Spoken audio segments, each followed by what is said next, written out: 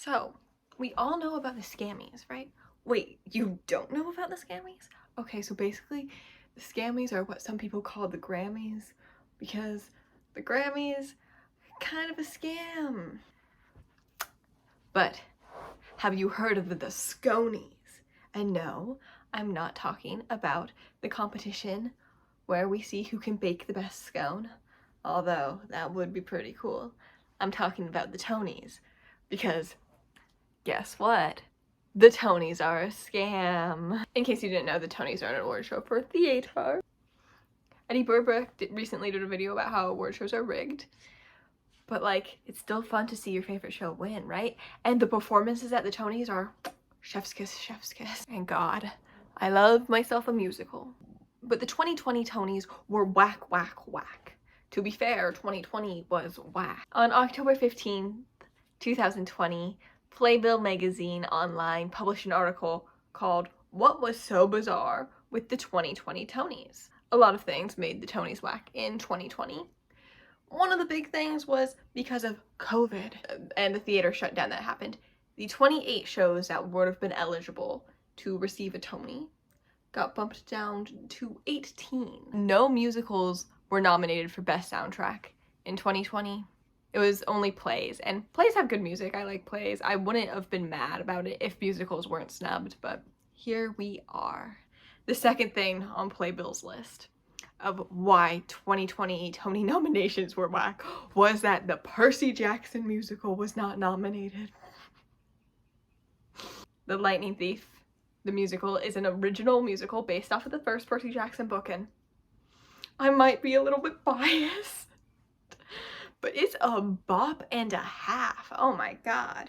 The Lightning Thief musical was the only original Broadway musical that was eligible for a Tony nomination that was not nominated. And it even didn't get nominated in categories that a new original Broadway musical would have originally qualified for. Even people who hate the Lightning Thief musical or thought it was just okay had to admit the musical should have been nominated for a few awards. Lightning Thief fans and haters alike also had to admit that Chris McCarroll should have been nominated for the Best Lead Actor in a Musical category. His performance as Percy was amazing, and what really hurt is only one person was nominated for Best Lead Actor in a Musical in 2020. Aaron Tveit of Moulin Rouge!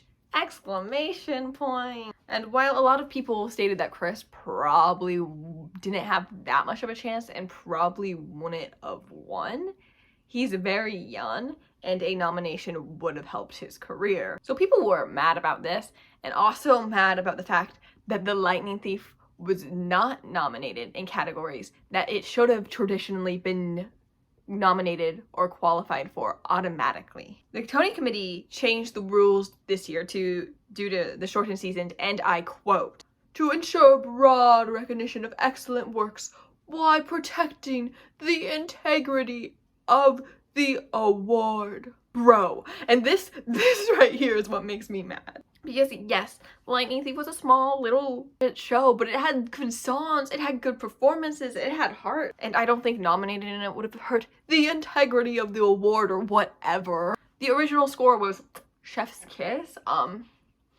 It was good. Like, just because it's Percy Jackson doesn't mean it's not good. But the committee did not think this way. They just heard Percy Jackson, rolled their eyes, and were like, oh my god, Percy Jackson?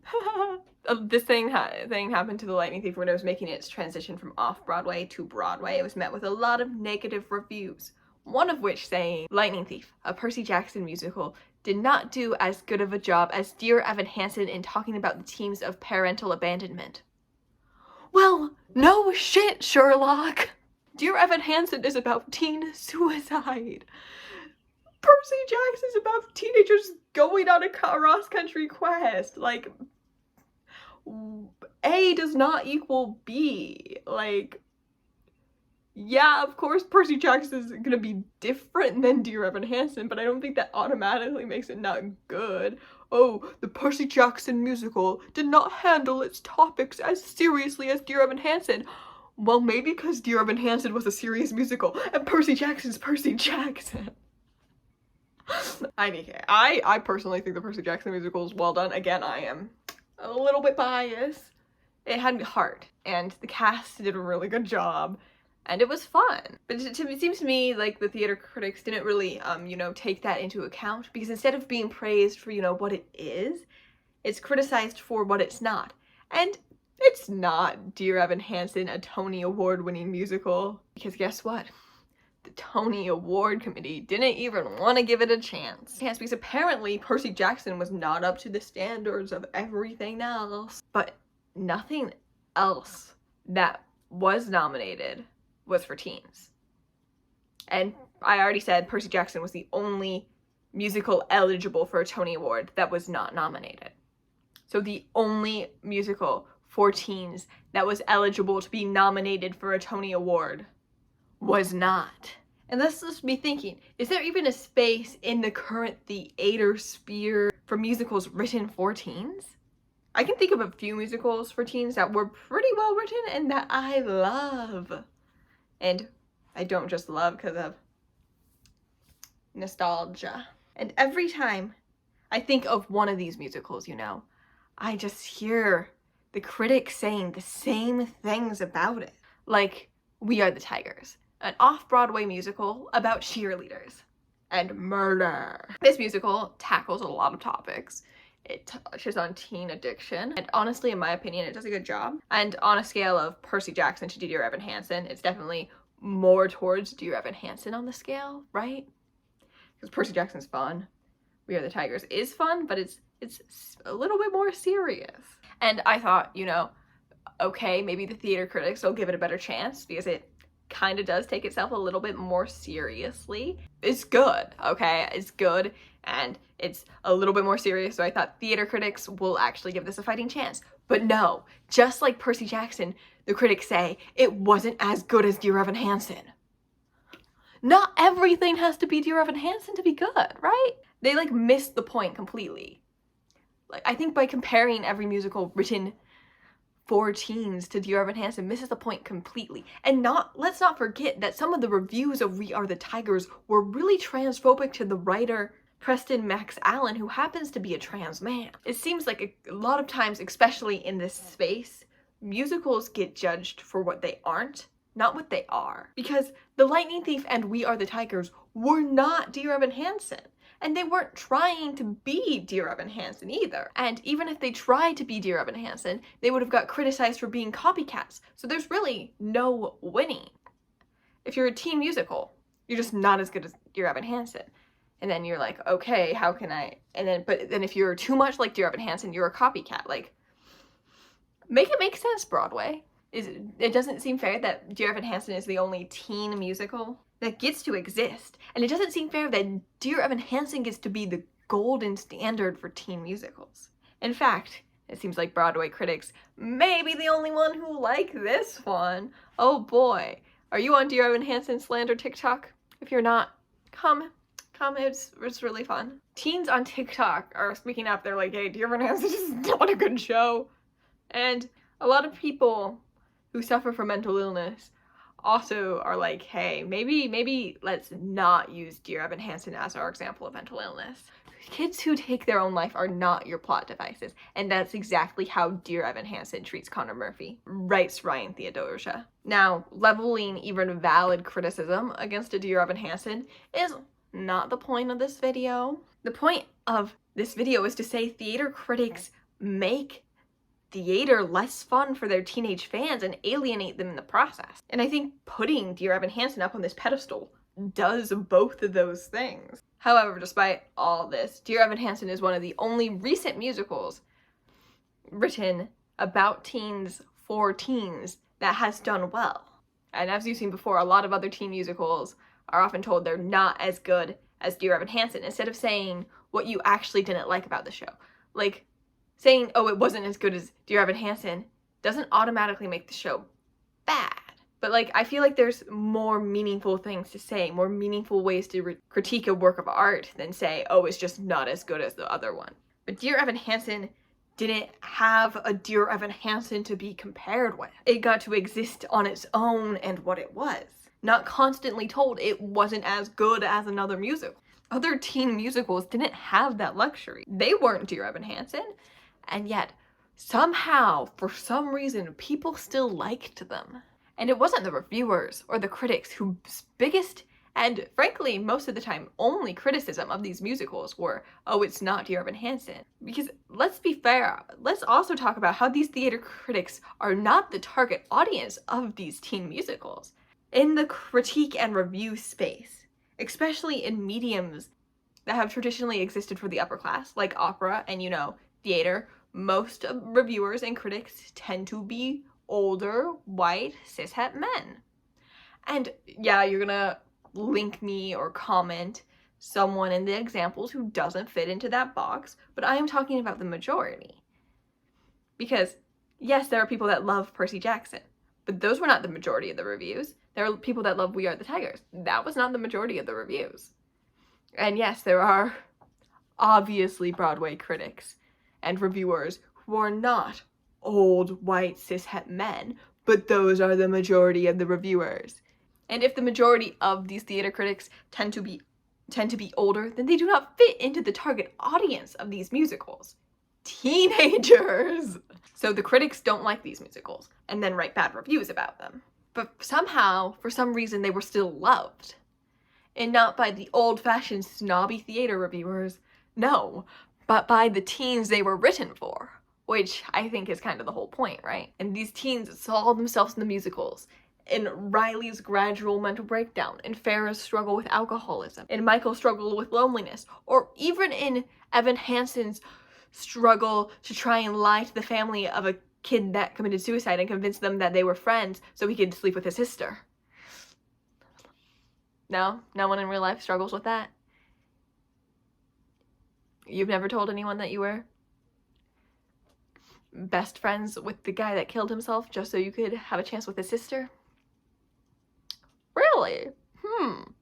That's interesting. Anyways, we saw these characters' struggles and related to them. We loved these musicals. We felt seen and we saw our problems up on stage, and maybe for once it validated our pain. At least that's how it was for me. These musicals weren't about big things like the creation of America or the AIDS epidemic. These musicals were about a lot smaller things that we could relate to easier. The feelings of rejection, the feelings like all your friends are moving on and leaving you right here. The heartbreak of not making a team or not being on a cast list that you just really wanted to be on. Failing a test or a class that you studied hard and put a lot of effort in. To the adult critics, they don't understand because to them the problems seem petty, or like they are irrelevant in the long run. And heck, they probably are. But when you are living it, it is nice to see someone else live it and experience all the same emotions. Telling yourself, oh, this is a stupid problem, will not help the problem or the pain go away. High school will hurt. Riley Williams from We Are the Tigers said that, and I agree. High school hurts. And it leaves scars in funny places. And for me, finding We Are the Tigers was really good for me because it helped me grapple with everything I went through. And it showed me my feelings were real and valid. And it allowed me to feel them. And hearing the reviews call real problems petty or irrelevant kind of hurt all over again. There's a line in Mean Girls the musical, and it goes, "The world doesn't end, but it feels like it does." And I think that for us teenagers, we know that most of our problems aren't world-altering by any means, but that doesn't make them hurt less. So yes, maybe for a few years we too felt like these characters in these musicals. We saw them and we felt sawn and seen and heard. And then maybe eventually we get a chance to grow up. And we do. And we are able to see our life and the musical as different entities. And we aren't Michael in the bathroom all out alone at a party anymore. No, we've grown up and past that. And we look back at the media we once loved and we realize, hey, maybe it wasn't that great. But that doesn't change that at one point in time, however fleeting that moment may be, we loved it with all of our heart, and we saw ourselves in it. And would you tell your younger self that something they were obsessed with sucked? Because I want it, and for a reason, whatever reason it may be, you outgrew it. And art is subjective. You outgrew a thing you once loved. But that doesn't make the art bad now that you are too old for it. Because if you were young again, would you still love it? And is it cringy because it's cringy? Or is it cringy because you are no longer the target audience? You once listened to this musical nonstop. And maybe you don't anymore. And hey, that's okay. But I wonder, dear watcher of this video, did you ever Google reviews of musicals you loved when you were a teenager only to see the reviewers call it stupid or dumb? Did that make you stupid or dumb? Did that make you angry? If your younger self saw your older self talking badly about a musical you loved, would you have debated yourself about it? I think I would have. I think if I go back to freshman year Maddie and go, hey, be more chill, sucks. She'd turn around and go, no it doesn't because of blah blah blah blah blah blah blah. And it was good to her. And she was probably the target audience of that show. I think it does skew a little bit younger. She's right when she says it's good, because it's good to her. Art's subjectivity. Be more chill is just out there. I can think however I want to think about it, and I'm right. And you can think however you want to think about it, and you're right. Wow, the beauty of subjectivity. Did it hurt you when the reviewers criticized your favorite musical for being childish? Because God, you were so young back then. You were the target audience. And the reviewers weren't. So you know what? Maybe you were right when you said the Percy Jackson Musical deserved a Tony.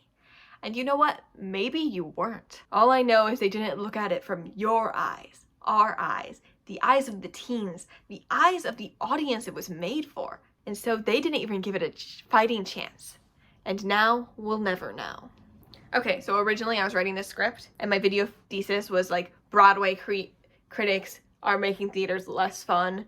And I was going to be talking about how like all fun musicals kind of get trashed by theater critics. And then my dad was like, Book of Mormon was a really fun musical and it got great reviews. And I was like, you know what? That's fair. And so I started piecing the common threads to a lot of the musicals that get bad reviews, good and bad. And I was like, oh, they're all for teens, right? Because at first I was just looking at fun musicals, and then I started looking at, which is Percy Jackson, and I started looking at little more serious musicals, We Are the Tigers. I realized a lot of the musicals that I'd seen get criticized relentlessly with no real valid criticisms were for teens, whether they were serious or not, which is why we talked about Percy Jackson and We Are the Tigers today, because I thought it would be nice to have kind of both ends of the spectrum to show that, you know, Broadway critics just aren't the biggest fan of musicals for teens, probably because, you know, they aren't teens. And I think, I don't know, if a teenager likes a musical that was written for them, that makes it good, right? There has to be a little bit of something good there for that teenager to like it and grab onto it. And also one thing we didn't cover in the thick body of the video was why reviews are important. So if a play or musical gets good reviews, it is allowed to stay open longer and more people get to see it. I actually have a friend who would have gone and saw Percy Jackson if it didn't get as shit reviews as it did when it transferred to Broadway. I'd love to wrap this video up in a nice and little cute bow, but there is no resolution. I don't know how we can get Broadway critics to look at art from a more objective standpoint, especially art that's written and made for teens. And it's hard when these musicals that are written for teens are going up against things that aren't written for teens.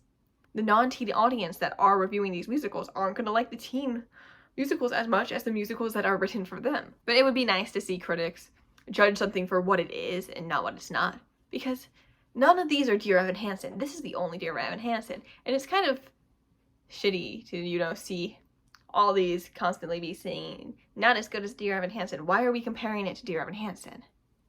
These can all stand on their own. They all have their own merits. They probably all have their own faults. They exist without this little bitch. Get rid of him. And hey, maybe Percy Jackson, the musical, isn't ruining the integrity of Broadway. Maybe it's Broadway critics' dismissal of teen musicals and their teen audience. That's all. First of all, if you made it this far, subscribe, please. Like, wow. Maybe give a like, comment. I'd love to continue this conversation below. If you want to follow me elsewhere on the internet, casually_Maddie on TikTok, Twitter, Instagram, and Twitch. My first live stream is going to be at some point this month, so maybe check it out. Alright, it's time for me to take my final bow and say goodbye.